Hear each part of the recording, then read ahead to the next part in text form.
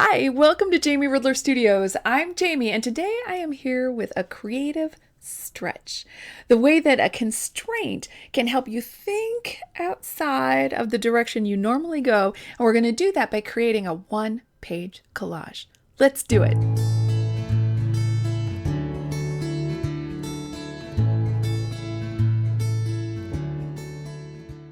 Okay, so to play along with me, you're going to need just a couple of things. You're going to need some scissors, though honestly you could rip as well.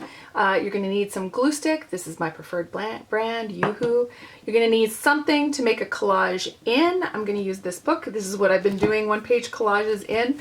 And you're going to need one page from a magazine. And this is your creative constraint. This is the only thing that you are going to create collage out of. So when you're choosing your page, it is absolutely fair to use the back and the front. I don't have lots that I would likely use here, though you never know. And you might want to choose something that has some variety in it, that offers you up some various inspirations. So that's it. So choosing to use just one page is the constraint. And let's see what I can do with this.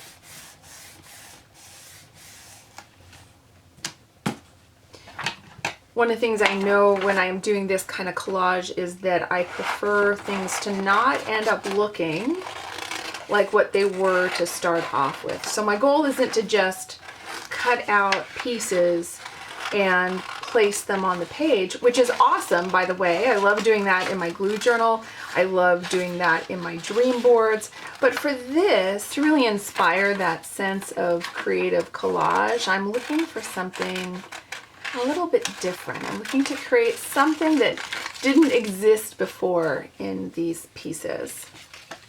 Sometimes I just cut out the things that catch my eye, and then later figure out what they're going to be. Sometimes the things that are in the negative space, like this piece here, becomes something interesting to me, starts to become a something. So for me, this, oh my goodness, that looks like an ear. Doesn't that look like an ear?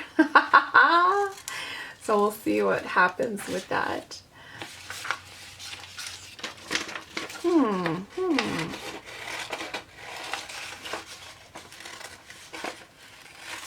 Often too, I like to create the general shape of something before I get in there and start doing the nitty-gritty cutting, so that I can get a better picture. Oh, I see something. Getting a better picture of what I like, what interests me. Also, I don't want to cut away something prematurely. Starting to see a little bit of a face here. That ear would be on the other side, however.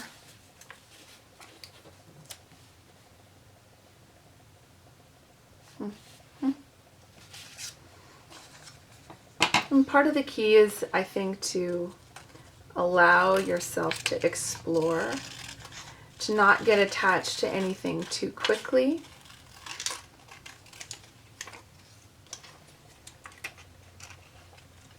Because as you start to see pieces side by side, you begin to imagine different things. Huh.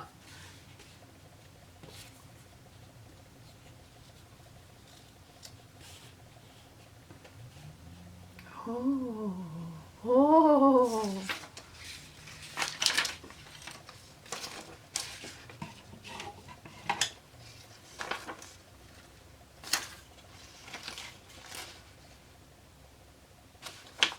Okay.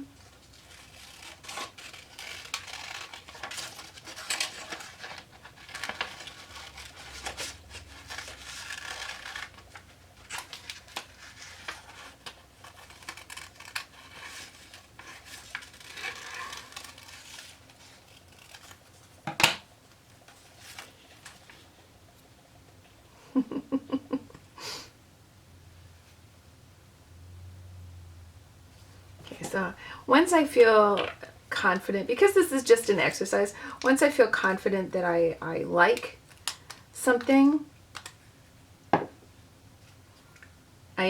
I start to glue it down and commit to it. that becomes a constraint immediately too, right? Because once it is there, that is what you are working with. And it's good to not be afraid of commitment. When I like to glue, one of the things I like to do is grab a magazine. I didn't do it for those two little pieces, but I find a page that I'm not particularly interested in, or I have an old magazine, and I use it as a background for gluing. This allows me to go right off the edge, because one of the things with collage is so often the edges can pick up, especially if you're doing the cover of something. Oh, no, I need to place this up. Now let's see. Now I don't know exactly what this is yet, whether it's a tree, whether it's a creature. Let's find out. Let's keep looking. But this is definitely a creature looking up at this. I kind of want to just make a face in there.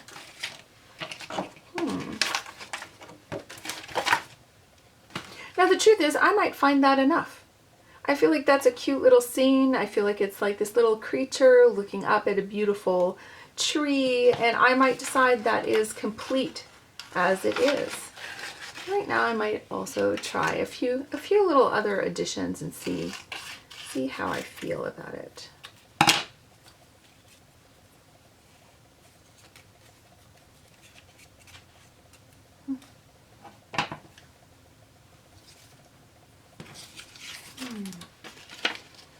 Again, often what I'm looking for is a little bit of variety, something that's a different tone, a different color, a different texture that I can play with.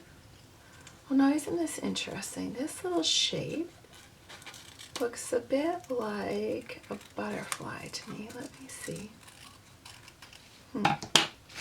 So it looks like a little bit like a... that looks like... I see a fascinating little face in there. Yeah, I don't know if you can see that. Okay, let me see. But so I have this great guiding principle that if something makes me laugh or something makes me cry, then that is the one I'm going with. And that tells me there is energy in what I am seeing. And I'll just, so you can see what I'm seeing, let me grab a pen. I hope you can see it. And see how I've got a little eye there and a little eye there. And now they look equally delighted to see one another.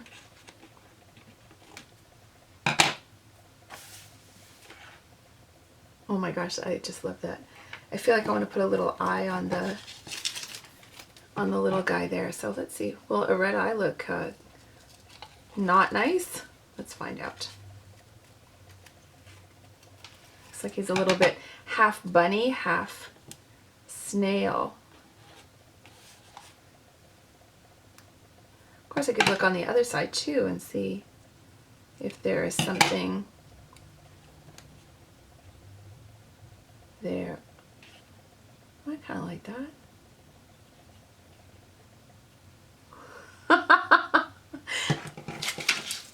I'm gonna leave that there. Though he looks a little angry with those red eyes. And while he's looking at it, I'm gonna create a little landscape that they're on.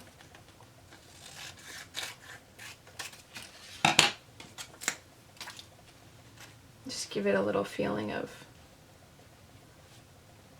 oh yeah, see that suddenly they feel grounded. They feel like they're in a location. Okay, now it actually is telling me a funny story. I almost see him laughing, him angry and him laughing like he's played a trick on him. I think that is it. I think I am now complete. So now that I feel like I'm complete, I'm not worried about it. I'll just use this as a quick background for gluing. I'll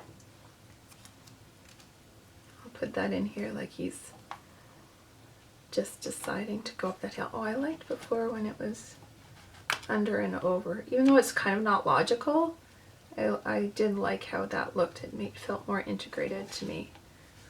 So there we have it. that is my one-page collage, creating something that stretched my imagination a little bit out of just one page from a magazine. I hope that you will experiment with this too and have some fun stretching your creative imagination.